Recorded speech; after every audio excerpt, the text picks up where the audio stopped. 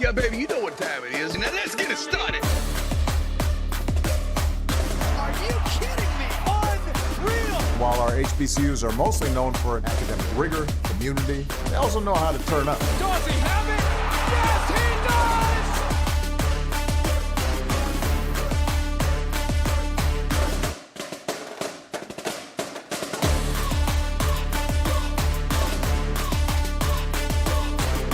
And that might be the knockout punch.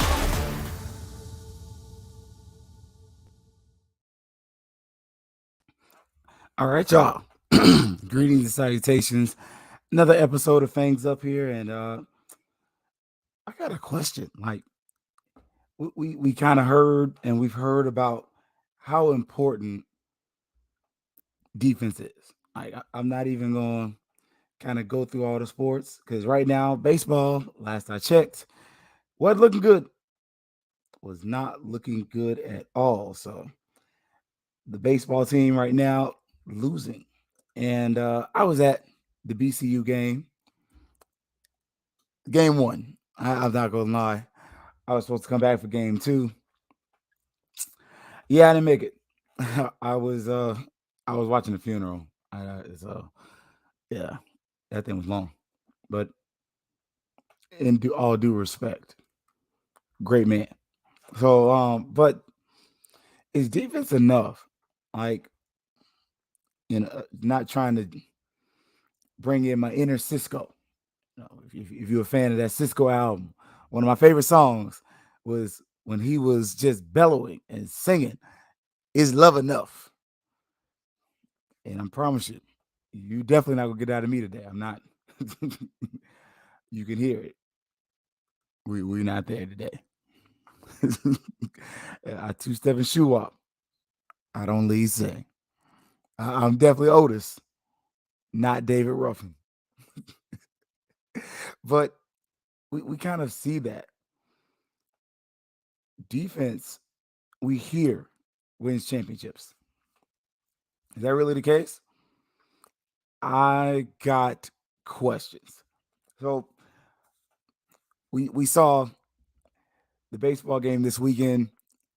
We lost the series. We won one game. We lost two.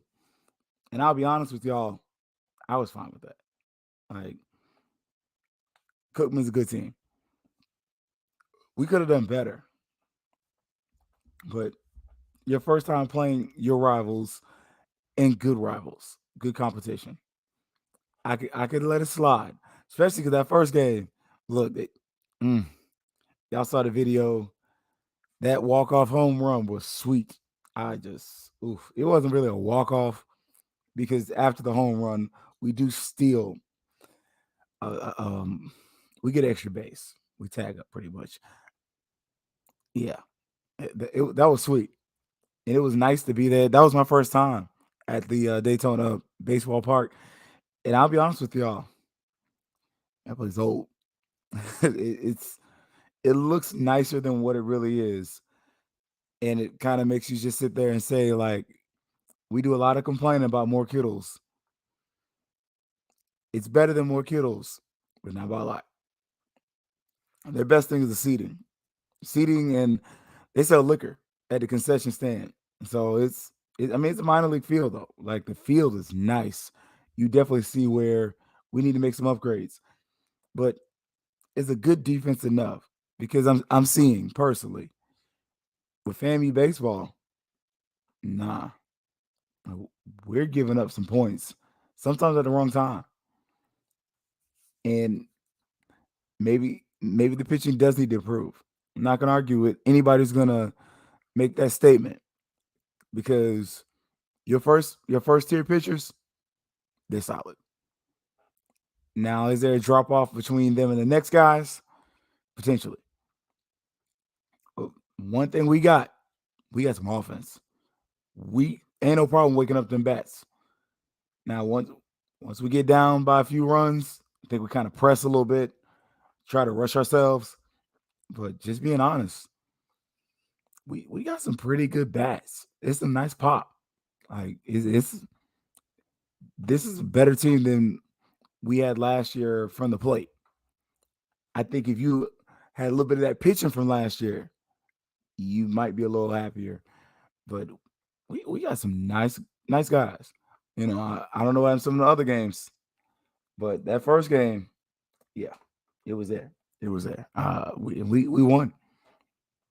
So that was our first set of losses in the conference. Looks like this Jackson State game. Last I saw, we was down, and yeah. I'm pulling up right fast, and yeah, let me see. Yeah, wasn't close. 6-1. So hopefully these last couple of games we get a little something from that, because you can't be losing 6-1. Not against teams in your Division 1, but teams that you're running with and that have a decent commitment to baseball. Like Jackson State's baseball facilities, they're pretty solid. I mean, they're not great, but again, they're decent. So hate that we lost the game today. So today's game, 6-1 loss, and we'll see. The softball team. I'm like the Temptations. Mama, I'm depending on you, because yeah, that wasn't it. Wasn't it? But FAMU softball, I'm just saying, I'm here for it. Lost a close game in Jacksonville yesterday, 6-5. Again, that's a game where if we played a little bit of better defense, I wasn't trying to say bit of better, but I was just on it. A little bit better defense, you win that game, and that's in a lot of sports. But FAMU softball, you got a pretty good team, and right now, I'm just telling y'all. I told y'all early about them. Give me a lot of hope. And the tennis team, look, we do stuff. Like, we right there. You're looking at within a few weeks, you're probably going to bring home a regular season SWAC championship. That's it. That's what you do, and you want that. You need that just to get them people to kind of recognize that, yeah, this is a good program. We here. So we saw that, and then some of y'all may have saw. I missed it. I ain't gonna lie to y'all. I did catch the later parts of ONG, but part of why the pipes sound like this, it is track season, and so I'm a track coach too. So more of a track daddy, less of a coach. More like you need this, you got that. Okay. When we on the track, I do a little bit, but more of other stuff. But yeah, I was definitely yelling and cheering for them. And so I missed that opening part of the ONG Strike Zone where he talked about Coach McCullum or talked to him. And one of the things that we did notice, all of us did, defensively, FAMU basketball, not that bad. Offensively, though, man, that was trash. And then you just had your second major transfer come out. You've lost about a third of your in-game offense. I mean, almost half. It's closer to half, but 1/3 makes you not be so like, oh, expletives. What the F is going on? And I'm just being honest with you. You just lost 20 points a game on a team that's averaging about 58. I'm being nice. Less than 60. So you got to think, you lost almost 25 points per game for your basketball team. And you average just above 50. I'm just going to say it. That's damn near half of your team's points per game. Out the door. Gone. Is defense going to be enough? That's why I posed the question. And no. For basketball, football, no. A good defense is not going to get it done. There's not enough of these Baltimore Ravens sample sizes for us to say, yep, if I got a defense, I'm going to win a championship. No. there's not enough Detroit Pistons, Rip Hamilton, Ben Wallace, teams that we see that are just like dominant on defense. Offense, not that those Pistons were bad on offense. I remember when they were here in Orlando, that was my first playoff game. I was like, yo, this is kind of cool. I don't like the Magic, but I'm here for the experience. But at the same point, it was pretty cool to see they could score. And at a certain point, you got to find that balance. Championship teams can normally play some defense. They may not always be elite on defense, but they can play some defense. I can tell you right now, Kansas City Chiefs, they're not elite on defense. They're good, but they're not elite. But that offense, oh, your homeboy, oh yeah, that brother's like that. And right now, what we're seeing is within FAMU basketball, a good defense isn't enough. You need bodies if you're talking about the women's team, but you also need points. Like FAMU men, if we average 65 points a game, you're talking about double-digit victories. We had less than 10 wins. Just saying. Like there's not a lot that you can argue with. You got to find a way to score. I mean, it is what it is. But the offense has to run in such a manner to where you're getting 62 to 65 points a game. Because if your defense can play the way it does with the bodies it has and the players it has had, you're going to be a solid program. But if you're over there struggling to get 52 points, it's going to be a lot of L's. There's going to be some slow singing in the season next year because both coaches they're on the last year of their contracts. I mean, we could call a spade, or you can throw that card out there and I can renege. And I'm not a reneging type of cat. I'm just going to call it what it is on the board, and I'm going to play the cards that dealt. That's not going to work. So at a certain point, we have to either reinvigorate the offense so that we're scoring and getting some buckets,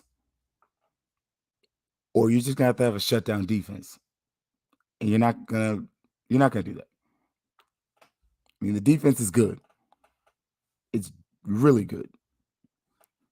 But defense ain't enough. And we're seeing that even what we're hearing out of spring practices coming from the football team. And big shout out to Gerald from Tallahassee Democrat. Yeah, that brother be out there. He is. And even Coach Simmons, you're hearing him say it. Josh Padilla, shout out. Yo, the defense ahead. Way ahead. And I don't know about you. That's cause for concern. Just as a football fan, normally the defense is ahead of the offense. That's natural. That's really not a surprise. If you're a football head like me, you're like, hey, the offense normally comes on a little late. Just because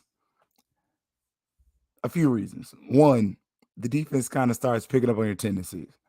They know the players to watch. They know who's going to drop the ball. They just learn. They figure it out. Their defensive players aren't stupid. They just tend to be better at defense than they are at offense. Kind of is what it is. Some of them can't catch. If you feel some type of way, hey, that's on you. Hit dog or holler. So you can't catch. Sorry. That's not my problem. But you can start to see like the defense is ahead. But some of the issues are those issues that we as football fans are hating. The self-inflicted wounds. It is the false starts. Some of that stuff that's not just effort. You give me a holding penalty, I'm mad. I'm upset. But you give me a block in the back penalty, and I'm throwing stuff. Piss me off. You somebody running, you see the back of his jersey, and you see this joker sit up here push somebody with his arms extended, looking like he doing a Superman. Negro, this ain't Soldier Boy. Sit your butt down somewhere. Trying to push somebody. Let that man run. If your boy is too slow and he get caught, hey, I'll take a first down over that penalty you just got. Like, for real. Even false start. Man, make sure you know the snap count. And I ain't gonna lie. Look, wide receivers, we should never get a false start. I mean, you playing the national championship game, you nervous. All right. But you're staring at the ball. Half of y'all don't listen to the snap count. I get that. But you're looking at the ball. The DB can't move till you do. Like, and it ain't like you got prime on the other side of you. 10-toe prime. You ain't got that. So what are you nervous for? What you scared of? Like, look at the ball. When it comes, you go off. And as a fan, those are the things that cost you the games. It's that ticky-tacky stuff that takes that drive from a 2nd and 3 to a 1st and 15. Repeat the down. And you're like, man, shoot. We just had a nice play. We can't run the same play again. Again, the defense ain't stupid. So you kind of start to look at that. You kind of look and realize it's very important. And that's where you go back and you see where, look, I play football. I can read between the lines. When coach is saying we took it back to the basics, was a lot of up downs, a lot of gassers, a lot of conditioning. When they said it was conditioning, yeah, there was a lot of AB going on. Coach, I'm tired. Get your ass back over there. Go run again. You can't stay on sides. Oh, it was a whole lot of that. There was a whole lot of cussing going on. Might not have said something about somebody's mama, but he wanted to. Talk about that haircut you ain't got. Yeah, that's why your age going back. Say something back to coach. I dare you. You ain't. But I'm just saying, like, when you see that, that's what it is. That was a very nice way of saying, oh, by next week, I expect some of the penalties to be gone. Some of that going to be up out your system. Or you're going to be doing a whole lot of running. And they're running in full pads, probably. Just saying, look, we had to get our conditioning right. Okay. I'm black. I'm not OJ. I know what's up. That's what that was. It was, how do I get their attention? They're going to run. You're going to run all practice if you got to. And look, I hope you didn't go to, Popeyes. You can get a, chicken sandwich, chicken box, run up there to the little Piggly Wiggly and get you a pork chop sandwich. And you just wasted like good $5-6 because that thing came right back up. But that's kind of the things that you need because in a Willie Simmons offense, man, that ball gonna fly. You have a quarterback that can spend that thing. I'm stealing what some of y'all other folks be saying, but you're gonna have that. You're gonna have a quarterback that can move the ball. You're gonna have running backs that traditionally have some type of speed. Last year, you kind of lost that. They got hurt. You got a second season with some of these guys. You're gonna be able to move the ball. A FAMU offense can normally score. The question is, will the defense be able to keep up? And the answer for the past 2 years is yeah. FAMU's defense has actually, at times, carried the team. But when you're making silly mistakes, you're throwing off the offense. You're throwing it off schedule. And when you throw it off schedule, especially the way FAMU likes to move the ball, you're increasing the opportunity of a turnover happening. That's one thing we may not talk enough about as a fan base. that offense is turnover prone as hell. Let's be honest. We look back, Ryan Stanley threw a lot of yards, especially in them dang gum classics. We had a bunch of picks. Like, look at Musa last year. Until he really got comfortable and was able to truly be able to have the whole offense open up to him, there had a couple turnovers there. Yeah, you had some games where you was like, man, this dude is a killer when he holds onto the ball. I want to see that. And some of what I'm seeing and what I'm hearing is kind of got me questioning. Now, I heard my boy. You already know. Now, I've been on the Musa bus. I'm a Musa man. But y'all already know my quarterback number 2 is Ben Jr. I'm just saying. And look, I'm looking forward to it. Y'all know Junior ain't played last year. That boy hungry. And he went to school in South Apopka too? Okay. Play what you want to. Boy went to Wakava High School. Y'all, if you ain't from Orlando and don't work in the area, live in the area, you find out. Look, okay. So I think the future's bright at quarterback. But Musa, while he is QB1, don't look over your shoulder too hard. But don't count your biddies till they hatch either. Like, it's still a competition. Now, Musa's he's a quarterback. He's like that. I told y'all that last year. Last year going to the spring game, I told you Musa was the dude. I didn't even waste no time.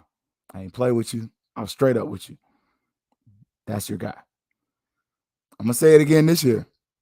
That's your guy. Until I see something different. But if something happens to him, Junior, like I'm just saying that's gonna be my number 2. Cause catch me outside and off the pod by some of these other quarterbacks. I ain't trying to piss nobody off, but I'll tell you the truth in person. I really will. Like, every quarterback on this roster ain't for me, and that's just me. Now the running backs, man, I love our running back room. I really do. Like, and we're gonna go into more detail at the spring game. We're gonna break that thing down. The receiver room, though, I like it. I got questions. You lost a monster. I don't know if y'all saw it, and I ain't got to read it yet. But look, I ain't gonna be on it too long. I'm definitely gonna get in tonight. Got a whole ESPN article on Xavier Smith. I'm just saying, like, when's the last time we had that? Leroy Van? Like, and it probably was. Like, last time FAMU had like a straight up article about something like this, you might have got Isaiah Land earlier this year, but just Leroy Van when he was returning all them darn kicks, that's probably the last time you had something that's just like, okay, like you might want to pay attention to that guy. I'm in third round for some of y'all. We'll see. I can see that. I think it's a second day pick personally, but I'm biased, and I own my bias. I'm not gonna sit up here and lie to you about that. I think the X-Man is a second day pick at the least. I ain't saying he's first round. You know, I don't make a habit of lying to you. I'm straight up. But I'd be surprised. Look, late second day, that's a name. And it's a personality. And I'm just telling y'all, with certain teams, that's who you draft. If I'm a Bucks fan, so I'm biased. But that's a Pittsburgh Steelers guy. If I'm the Pittsburgh Steelers, Mike Tomlin, I draft that guy, and I got him on a plane the next day. That just hits your fan base. It resonates, and it hit different. Blue collar, humble dude, but he is a monster and a really good player. Yeah, that resonates with that kind of blue collar community. I don't want nobody to go to the Browns. I'm sorry. Don't take that the wrong way. I just don't want nobody going to Cleveland. I'm sorry. But you're blue collar. But again, the whole offense, I'm up on. Offensive line, there's so much more depth.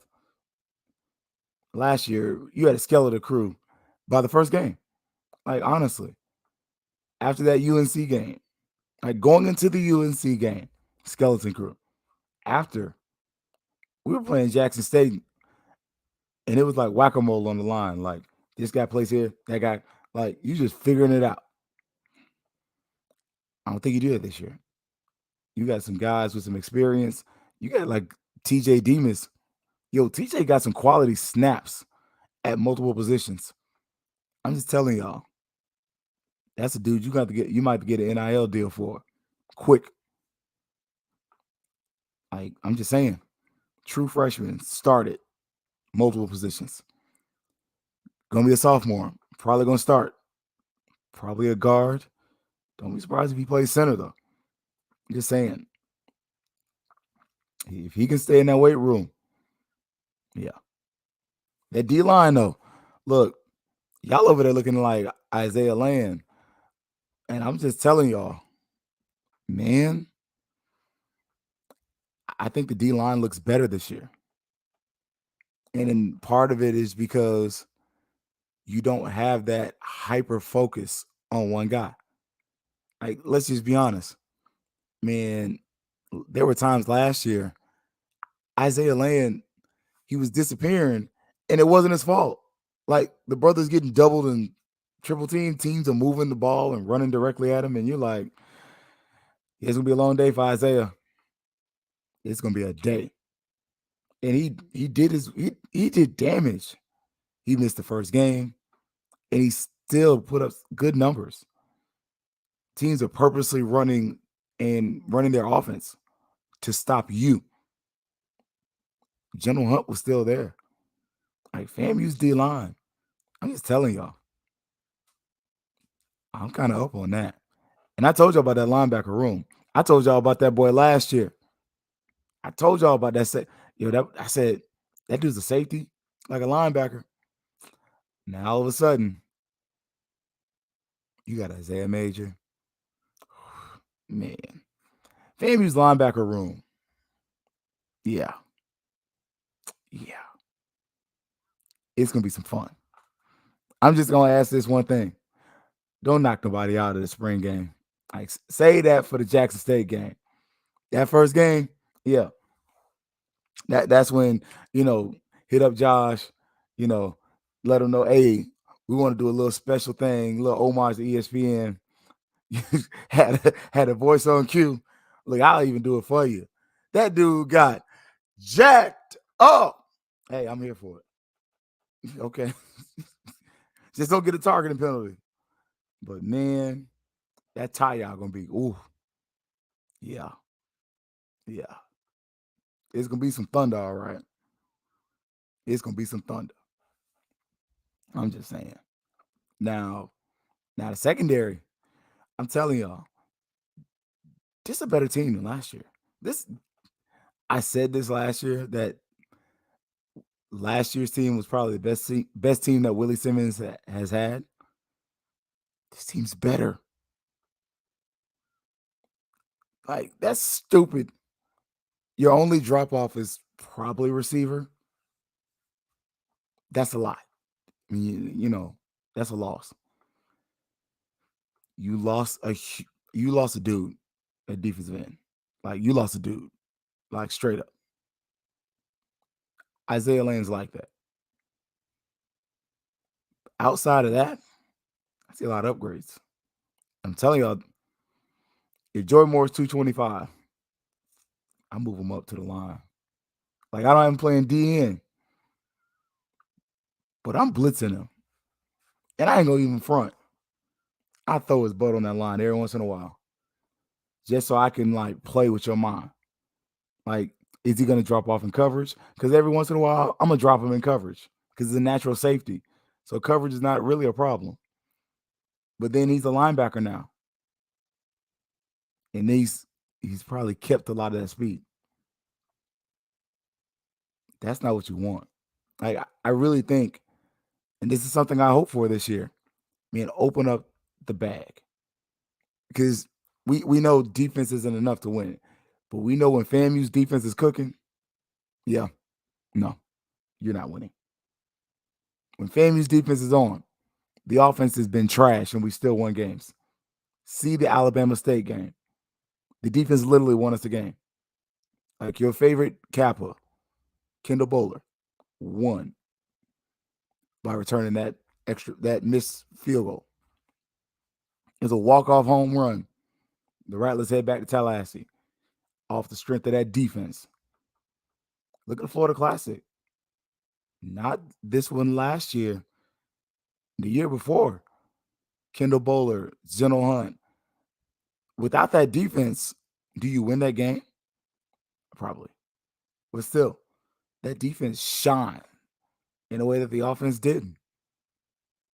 Like, when FAMU's defense is hitting and aggressive, it's a sight to see, and it's a thing of beauty. I'm just saying, we need the offense to catch up. Clean up whatever you got to clean up. Tighten up. But defense is not going to win championships by itself. We've seen that. In first game of the season, we know this. Because last season against Jackson State, we couldn't stop them. The year before, you could argue we should have won that game, even with a freshman quarterback coming in there late. The difference was the defense. There was also the heat. Like, you say what you want to. If you weren't at that game, I don't want to hear it. Like, I don't want to hear you talk about the heat wasn't that bad. No. That year before when it rained, it was actually nice. Like, it was a little humid. But if you're from Florida, you're like, it's cool. Last year, that was abusive. It was 100 degrees. Like, wasn't even cool. So, but that being stated, Bronny James just made a college decision, and it sure as heck ain't FAMU. I had to edit myself. I promise you. It is not FAMU. Probably Ohio State. It is Ohio State. Yeah. So, congratulations. I think they are going to be a LeBron school as well. And if not, look for some of that Michael Jordan magic to happen to them. If you're not sure what I'm talking about, check the reason why UCF's a Nike school. There's a reason. So, that being stated, though, as always, big shout out to HBCU Digital Network. This is home. Shout out to Herb Seward and the Black Techies. Also, check him out in the HBCU nightly space over there. Him, Josh, whole cast of crew and characters over there. Check them out, man. Some powerful things being said in that space. Also, look forward to seeing y'all at the spring game. I did forget, spring game tickets going to be $15. So, you don't have to pay for baseball. You don't have to pay for softball. You don't have to pay for tennis. It's football. Like, let's get this going. I stand on the side of let's open up Bragg. Both sides of the stadium. Bragg is different when both sides of the stadium open. And let's just be real about it. Don't nobody want to sit on the student side in the Florida heat. That's some bull. It's hot. Like, I'm sorry. Bless that. Bless that. Let the students and the other folks enjoy the alumni side. Because guess what? When they become alumni, they might buy tickets over there. Just saying. All right, let's see if we can get 10, 15,000 in there. 10, 15,000. Wow. Let's get it in there. See y'all at Bragg. And as always, it's going to be Fangs up. Yeah, baby, you know what time it is. Now let's get it started.